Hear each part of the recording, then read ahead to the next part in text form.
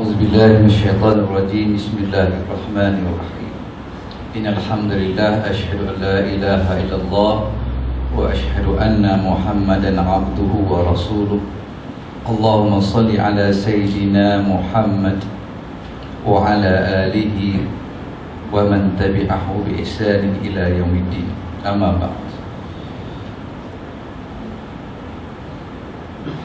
Terima kasih kepada Akhi Helmi mengurusi usrah kita pada malam ini, yang juga sebagai setiausaha ISMA Cawangan Seremban, yang saya kasihi akhuna Akhi Omar, Naib YDP ISMA Cawangan Seremban, barisan kita kuasa ISMA yang hadir bersama, ikhwah akhwat, tuan-tuan dan puan yang hadir. Uhiyikum tahiyatan thayyibatan min indillah tabaraka wa ta'ala. Assalamualaikum warahmatullahi wabarakatuh. Alhamdulillah, pertamanya kita bersyukur Allah Subhanahu wa ta'ala kita berada dalam bulan Rajab, bulan yang semenjak awal Rajab lagi, kalau kita melihat kepada sunnah Nabi SAW, Nabi sering mengajar para sahabat dan doa yang dipanjatkan setiap waktu dan ketika, Allahumma barik lana fi Rajab wa Sya'ban wa balighna Ramadan. Dalam 3 bulan, maknanya Rajab, Sya'ban, Ramadan. Tetapi pernah saya berjumpa satu hadis di mana Nabi SAW selepas Ramadan, Nabi mengajar para sahabat selama 6 bulan, iaitu Rabbana taqabbal minna du'aana wa ibadatana wa siyamana. Maknanya Nabi mengajar para sahabat supaya Allah menerima ibadah-ibadah yang dilakukan sepanjang bulan Ramadan itu, dan juga siang kita, supaya diterima Allah Subhanahu wa ta'ala selama 6 bulan. Bermakna 3 bulan sebelum 3 bulan termasuk Ramadan, kemudian 6 bulan dilakukan oleh Nabi dan para sahabat supaya Rabbana taqabbal minna du'aana wa siyamana. Ulama hadis mengatakan bahawasanya Nabi memanjangkan sampai 6 bulan kerana pengharapan terlalu tinggi. Sebab ibadah puasa itu ganjarannya ialah la'allakum tattaqun, mudah-mudahan kamu bertakwa. Dan Nabi nak sangat, para sahabat nak sangat supaya insan bertakwa itu dapat dirasai setelah proses sebulan Ramadan. Maka menggambarkan kerana terlalu ingin insan bertakwa dengan proses tarbiyah Ramadan itu, Nabi mengajar para sahabat, membawa para sahabat selama 6 bulan berdoa. Maknanya kalau sebelumnya hanya 2 bulan, Rajab dan Sya'ban, Allahumma barik lana fi Rajab wa Sya'ban wa balighna Ramadan. Tapi lepas Ramadan, Syawal sampai Zulhijjah, Zulqa'dah, sampai 6 bulan, Nabi membawa para sahabat supaya tak henti-henti, menandakan betapa 6 bulan itu, betapa Nabi dan para sahabat bersungguh-sungguh mengharap supaya ibadah puasa sebulan itu dapat sampai kepada yang dikehendaki Allah, la'allakum tattaqun, di insan yang bertakwa. Alhamdulillah.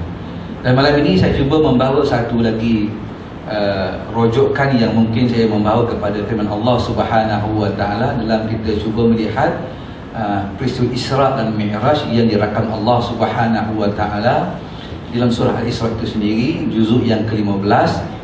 Subhanalladzi asra bi'abdihi laylan minal masjidil haram ilal masjidil aqsa alladzi barakna hawlahu linuriyahu min ayatina innahu huwas sami'ul basir. Maha suci Allah yang telah memperjalankan hamba-Nya pada waktu malam daripada Masjidil Haram sampailah kepada Masjid Aqsa, ya. Allazi barakna haulahu linuriyahu min ayatina, yang mana Allah berkati di sekitar perjalanannya untuk ditunjukkan tentang tanda-tanda Allah, kebesaran kami. Innahu wasami'ul basir, sungguhnya Allah itu maha mendengar dan juga Maha melihat. Ikhwah akhwat tuan-tuan sekalian, banyak kupasan ulama-ulama, tetapi saya lebih cuba membawa kepada konsep dakwah kita. Sebab apa yang telah ilmi tadi, Isma baru saja fasa yang kecil, fasa yang pendek, iaitu maknanya bergelumang dengan kerja membawa satu dakwah melalui politik. Tetapi selepas kembali itu, kita kembali balik kepada kerusi kita, kepada perjuang kita yang asal, iaitu sepanjang masa kita akan membawa agenda dakwah dan terbiah. Kita seru orang untuk supaya mereka sedar kebaikan, dan kita terbiah didik manusia supaya menjadi insan. Jadi saya melihat ikhwah akhwat tuan-tuan sekalian, dalam ayat ini saya cuba melihat tadi, petang tadi, dari apa yang dikupas oleh Syekh Qutb dan Zil Quran mengatakan bahawasanya sebenarnya ayat yang bersanding itu dakwah. Pertama sekali saya tunjukkan, dia kata cerita bahawasanya orang yang bermaksiat kepada Allah Subhanahu wa taala, orang yang menentang dakwah kebenaran, sebenarnya peribadi tak kuat. Itu apa yang nyatakan oleh Syekh Qutb. Peribadinya tak kuat. Dia tahu diri tak kuat, dan dia tahu orang lain pun tak percaya dengan dia. Ini sifat yang ada pada orang sepanjang zaman. Kalau dia menentang dakwah, kalau dia menentang kebenaran, diri dia sendiri tidak akan kuat. Dia tahu dia tak kuat, dan dia tahu orang lain pun tidak akan kuat dengan dia. Sebab dalam peristiwa itu, Abu Jahal apabila mendengar peristiwa Nabi bercerita tentang Isra dan Mi'raj ini, maka kata Abu Jahal, "Wahai Muhammad, sanggupkah kamu menceritakan apa yang kamu tak cerita kepada aku setelah aku kumpulkan orang?" Bila kumpulkan orang, maka Nabi pun cerita. Dalam peristiwa ini, sebenarnya peranan Abu Jahal tak lebih daripada kumpul orang. Adapun orang yang terpinga-pinga, orang yang menolak dakwah Nabi, orang yang tepuk dahi hairan, bukan sebab Abu Jahal, tapi sebab kerana apa? Kerana pertama, cerita tu pelik, tak masuk dalam kepala. Luar biasa.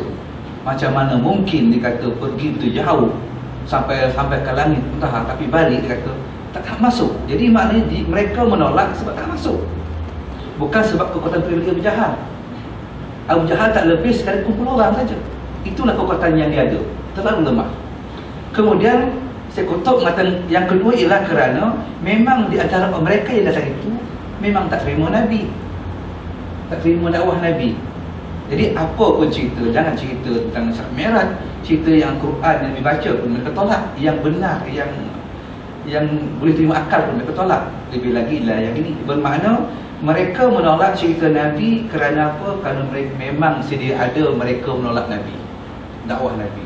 Kemudian sebahagian mereka pula kerana apa? Cerita tak masuk dalam kepala, sebab luar biasa.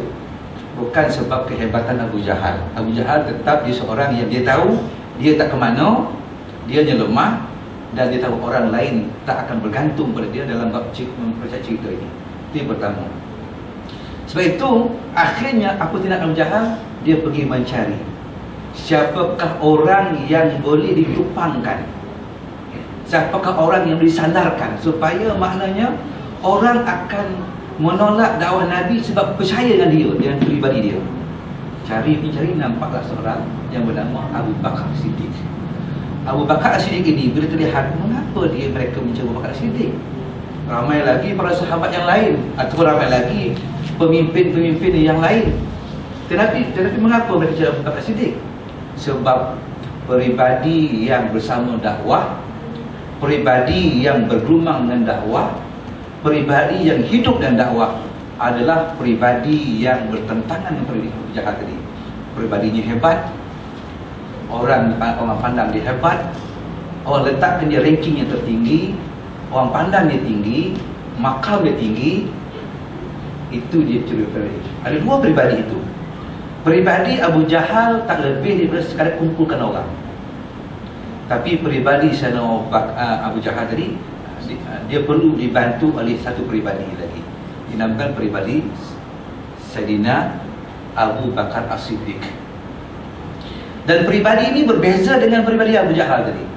Peribadi Abu Jahal, Sayyidina Abu Bakar adalah peribadi yang kuat, yang mantap, yang orang lain segan, orang lain akut, orang lain tabik dengan dia, orang lain akan rujuk dengan dia. Dalam apa masalah akan mengadu pada dia, akan jumpa dia. Cerita dia cerita yang tak boleh ditolak tepi. Cerita yang datang Abu Jahal, cerita yang orang timbang, orang terfikir, orang tertimbang. Maka Abu Jahal dia cari. Bermakna dua peribadi yang berbeza. Pertama, peribadi yang menentang dakwah, dia kosong. Kedua, peribadi yang bersama dakwah, peribadi mantap. Maka Abu Jahal mencari peribadi ini. Mencari peribadi ini, maka ditanyakan kepada Abu Bakar, wahai Abu Bakar, dan cerita yang dicerita oleh Nabi Muhammad SAW itu, maka di sini letaknya kekuatan peribadi tadi. Di sini satu bab lagi. Kamu selepas cerita tentang peribadi yang menentang agama, di mana zaman sekalipun, siapa mereka sekalipun, walaupun dalam ranking masyarakat dia seorang yang pemimpin, tetapi kalau dia berada di landasan menentang dakwah, orang yang menyongsong dakwah, orang yang tak beriman Allah Subhanahu wa taala, orang yang membawa agenda kejahiliahan, orang yang membawa agenda kemaksiatan, maka hakikatnya mereka kosong. Dia tahu dia kosong, maka orang lain pun tak bertumpang dengan dia, orang lain pun tak akur pada dia. Peribadi sembakal, peribadi yang orang bersama dengan dakwah, hidup dengan dakwah, membawa agenda dakwah, meyakini dakwah, maka peribadi ini peribadi yang akan dicari orang, dicari oleh orang. Itu yang pertama, noktah pertama dan dakwah. Noktah yang kedua ialah kepentingan peribadi yang seperti Sayyidina Abu Bakar di dalam membawa agenda dakwah. Ketika mana isteri Ummu Hani, ketika mana Nabi nak keluar menceritakan kisah ini kepada semua manusia, Ummu Hani menahan. Sehingga cerita mengatakan Ummu Hani memegang baju Sayyidina Nabi kita Muhammad sallallahu alaihi wasallam, pegang baju dia. Maknanya jangan keluar. Maka kata Rasulullah, kenapa? Dia kata, jika kamu berkata ini kepada manusia, manusia akan membohongi kamu. Bermakna satu tahap, maknanya orang paling rapat sendiri pun bukan tidak beriman dengan cerita itu, tapi kebimbangan kepada peribadi Nabi. Bukan cerita diragu oleh Ummu Hani, tetapi Ummu Hani takut dakwah dihalang, dakwah tak diterima.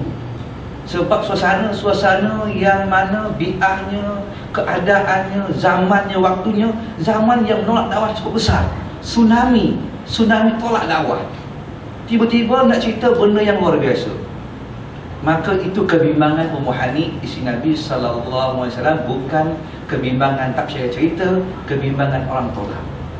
Anda rasa sahibul dakwah ataupun rijal dakwah, orang yang dakwah ada jiwa tu. Kalau aku cakapkan, dia terima tak? Dia terima tak? Dia terima tak? Bermakna ada satu pemikiran yang dalam kepala kita untuk melontarkan dakwah orang yang tolak. Rupanya ini berlaku dengan Nabi SAW dan digambarkan oleh Ummu Hani. Maka Nabi keluar. Nabi keluar bermakna kita lihat bahawa sini satu benda yang cukup luar biasa, cerita yang luar biasa, cerita yang menjangkaui ke makul dan akal untuk menerimanya. Maka waktu itu tengok peribadi yang hebat. Sayyidina Abu Bakar As-Siddiq telah pun mengatakan, sadaqna, aku benarkan ceritanya. Bermakna di sini kepentingan individu yang bergelumang dengan dakwah. Bermakna apa-apa sahaja yang timbul, cabaran yang datang kepada dakwah, yang kerdil, yang kecil, gelombang yang besar, tapi seorang rijal dakwah, seorang lelaki dakwah, seorang da'i, dia tidak melihat tentang gelombang yang menolak, tapi melihat asas kebenaran. Di mana datangnya? Datangnya dari sumber yang tanpa diragui, seorang Nabi Rasulullah. Dan Rasulullah ini seorang yang dibimbing Allah Subhanahu wa taala. Maka sumbernya sumber hadis, sumbernya sumber Nabi. Maka di sini meletakkan bahawasanya rijal dakwah nilai dia bukan nilai kepada gelombang masyarakat, tapi nilai dia adalah nilai kebenaran. Maka Syekh Qutb mengatakan bahawa ini penting dipahami oleh seorang da'i. Jangan dia akan terpesona mencari ungkapan-ungkapan, pendirian-pendirian yang seolah-olahnya boleh sama dengan orang menolak. Tapi Sinopakar jelas, aku benarkan dia, aku benar, percaya. Mana jelas kata pemutus. Jadi Syekh kata, kita apabila berdepan dengan besar mana pun kemungkaran, gelombang yang datang menghalang, dengan dakwah yang kerdil bersumberkan Al-Quran, nas Allah Subhanahu Wa Taala, maka di situ kita tidak boleh melayan di sana dengan cakap-cakap yang berlapis. Maknanya soalan kita ni memihak beliau. Tak, bukan yang ini. Bukan. Tapi pendirian ini oleh Imam Qayyim jelas. Aku benarkan Nabi sallallahu alaihi wasallam. Walaupun ceritanya dia pergi Isra dan Mi'raj, sekelip mata pun aku benarkan dia. Ini jelas. Maknanya kalau kita seorang dai, kita tidak bolehlah maknanya diceritakan tengok gelombang terkuat menolak dakwah kan. Yalah, saya bukan macam tu juga pernah. Kita nak cuba ambil hati. Bermakna kata Syekh Qutb, mengambil hati di dalam keadaan berdiri di pihak gelombang tsunami kejahilan tidak betul. Tetapi kita mesti tetap pendirian, tegas, jelas, dan sampaikan. Walaupun mungkin kita duduk di pada kopi, kita seorang, tapi dikelilingi oleh mereka yang menolak dakwah. Bagaimanapun hujahnya, besarnya, siapa mereka, kita katakan bahawa mesti kita melontarkan pandangan yang berlandaskan Al-Quran. Mesti kita melontarkan pandangan hadis Nabi sallallahu alaihi wasallam. Bukan kita membuat satu pendirian yang seolah-olah kita bersama dengan mereka. Dan seolah kita nak menafik, kita bukan memudah dakwah. Itu silap yang besar.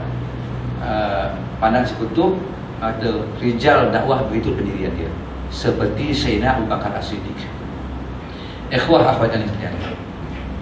Jadi di situ, itu poin yang kedua. Poin yang ketiga, sebenarnya dalam peristiwa Isra dan Mi'raj ini, Syekh Qutb melihat, dia kata, kita kena melihat apa sebenarnya mesej yang utama dengan mesej sampingan.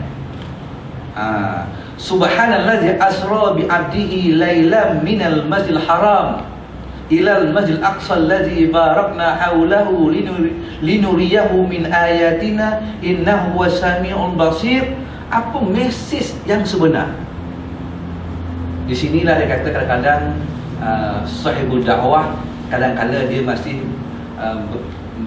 bergelumang ataupun asyik dengan mesej sampingan-sampingan, tidak membawa masyarakat pada mesej sebenar.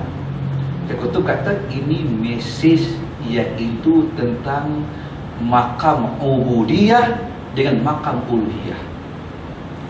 Makam sebagai seorang hamba dengan makam seorang makam untuk disembah, rububiyah, uluhiyah Allah. Sebab cerita sebab itu kita tengok ayat sebab itu Syekh Qutb kata, wa ataina Musal kitab wa ja'alnahu hudan li bani Israil alla tattakhiduni wakila. Lepas cerita Isra Mi'raj sebenarnya Isra tu, terus ceritanya aku datangkan kepada Nabi Musa satu kitab. Supaya apa? Supaya menjadikan kitab itu petunjuk kepada Bani Israel, alla tattakhiduni wakila, supaya Nabi Musa menyampaikan kepada Bani Israel, janganlah mereka mengambil, jangan kamu mengambil aku ini selain Allah sebagai pertolongan. Sebab peristiwa Israel ini, bila dia kagum benda yang besar, luar biasa, langsung dia ambil oleh Tuhan. Contohnya Nabi Isa AS. Maka dia meletakkan Nabi Isa makam uluhiyah. Tapi dalam konteks ini nak mengajar manusia supaya sehebat mana pun cerita yang berlaku pada Nabi SAW, Sayyidina Abu Bakar dan para sahabat tetap meletakkan Nabi sebagai makam hamba, bukan untuk disembah. Seperti mana Bani Israel mengambil Nabi Isa sebagai Allah, ilah. Jadi maknanya menunjukkan mesej paling besar, mesej dapat membezakan manusia tetap manusia dan dia bukan hak disembah, dan Allah adalah hak uluhiyah Allah Subhanahu Wa Taala. Di ubudiyah tetap jelas, uluhiyah tetap jelas. Bukan mencampur adukkan hamba disembah maka Allah pun disembah. Jadi situ mesejnya, mesej penekanan kepada konsep uluhiyah Allah. Manusia beriman dengan Allah Subhanahu wa taala.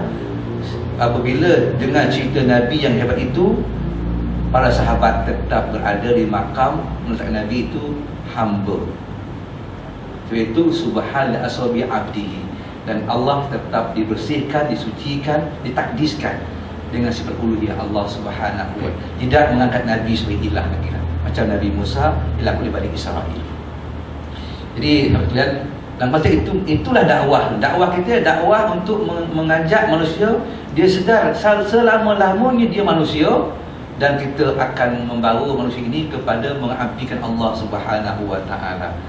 Jadi panjang kupas ini, saya ambil itu saja tarbiyah. Jadi mana inilah tarbiyah yang kita nak bawa, ialah kita hendaklah mendidik jiwa kita menyampaikan dakwah ini berasaskan sumber yang benar, kita yakini betul, bukan terlakui, dan kita sampaikan kepada manusia bahawasanya walaupun manusia berada seluruhan ataupun bersama mana pun gelombang menolaknya, kita mesti yakin bahawa dakwah kita mesti kita sampaikan.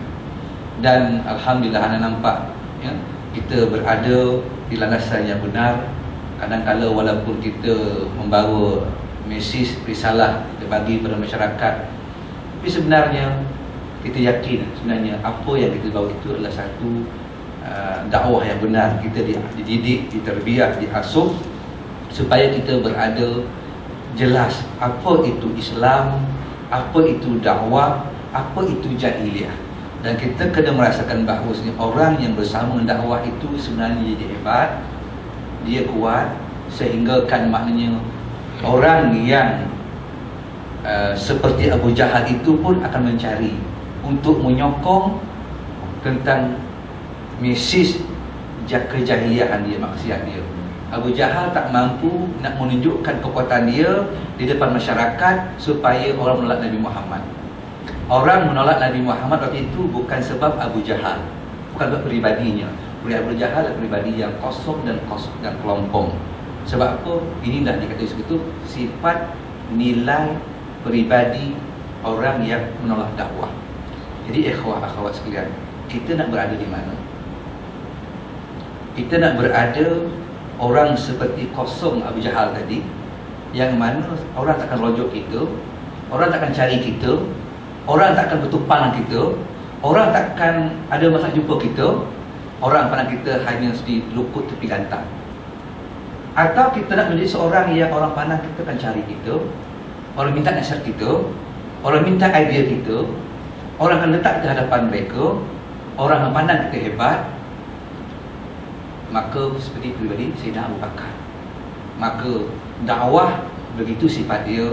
Bila kita bekerja dengan dakwah, maka Allah akan melontarkan kehebatan dalam diri kita seperti Sayyidina Abu Bakar dan para sahabat yang lain yang hebat dipandang oleh manusia. Dibaca sirahnya zaman berzaman, sehingga Abu Jahal sendiri pun dalam bab membawa dia punya agenda pun, dia akan jumpa minta tolong dengan Abu Bakar As-Siddiq. Namun gagal kerana Abu Bakar As-Siddiq orang yang jelas. Dia tidak memandang tentang gelombang di depan dia yang rosak lebih besar, bahkan dia akan mengambil hati, cakapnya berlapik. Dia seolahnya berada di sana, tapi Abu Bakar waktu itu membuat penjelasan yang tegas. Dia tetap bersama menyokong dakwah Nabi sallallahu alaihi wasallam. Kenapa? Kerana dia tahu ini Nabi. Sumbernya bukan sumber yang boleh dipertikaikan, sumber ditaati dan didengari. Oleh itu, itulah dia dakwah, rijal dakwah. Mungkin saya berhenti dulu, saya pulang pada akhir Omar, dalam sudut yang lain mungkin. Mudah-mudahan insya-Allah 3 poin tadi yang saya bawa tuan-tuan, saya merujuk sempat tadi kepada Zil Quran tentang peribadi orang menolak dakwah, tentang dakwah sebenarnya kosong, tak ada apa, tak ada nilai sebenarnya. Di sisi Allah lagi lah. Kemudian peribadi Sayyidina Abu Bakar yang hebat, yang dicari, didengari, dan makam di sisi Allah, Masya Allah, Subhanallah, orang yang dikhabarkan ahli syurga dari Nabi Muhammad SAW. Kemudian tentang maknanya dakwah itu sendiri yang perlu kita melihat sehebat mana pun manusia, jangan sampai kita mentakdiskan dia. Saya bimbang sebab kadang-kadang kita sampai tahap kita kagum dengan pribadi seorang, kita terpesona dengan pribadi seorang, rupa-rupanya kita dah masuk dalam bab mentakdiskan dia. Sedangkan sehebat mana pun ilmunya, setinggi mana pun kupasan perbincangannya, kita kagum dengan dia, tetap ianya dalam makam takrim, bukan makam takdis. Takdis hak Allah, takrim kita dengan ulama-ulama orang hebat-hebat, kita takrimkan dia, kita muliakan dia. Di sini jelas ya, Syekh Bakar melihat Nabi, tetap Nabi yang dianya martabat hamba, bukan uluhiyah, nak diberi hak untuk kepada Nabi. Tak, Allah tetap Allah. Kita pun begitu, sebab mana pun ya, sebagai pimpinan ke apa sebagainya, kita akan pandang dia sebagai orang yang untuk kita takrimkan, kita muliakan dia. Tapi takdis tidak. Mentakdiskan dia bukan hak manusia, dia hak Allah Subhanahu wa ta'ala. Sikit saya beza dengan takrim dan taklim. Takrim ini maknanya kita muliakan sebab ilmunya, tapi kita masih menganggap dia manusia dan kita masih meletakkan dia ada ruang buat silap. Ada ruang buat silap. Tapi mentakdiskan itu hak Allah. Kita tetap meletak ketaatan sami'na wa ata'na, dan ketaatan tinggi mutlak, dan kita mendengarnya mutlak, kepatuhan mutlak tanpa ada belah balik. Itu dipanggil takdis. Di hak itu hak Allah. Kita kena jelas. Jangan kita dalam tarbiyah ini, saya kena faham pada ikhwan akhwat, kita kena jelas fikrah kita. Kita tidak ada hak untuk mentakdiskan apa bentuk kepimpinan orang yang hebat macam mana pun, makam dia pimpin, tak ada hak untuk ditakdiskan. Tapi hak kita mentakrimkan. Bila mentakrimkan, tetap dia manusia dan tetap ada ruang dia silap, dan tetap ada ruang kita untuk membetulkan dia, menegur dia. Yang baik itu Allah Subhanahu wa ta'ala, yang lemah itu kelemahan dia. Aku qauli hadza, wassalamualaikum warahmatullahi wabarakatuh.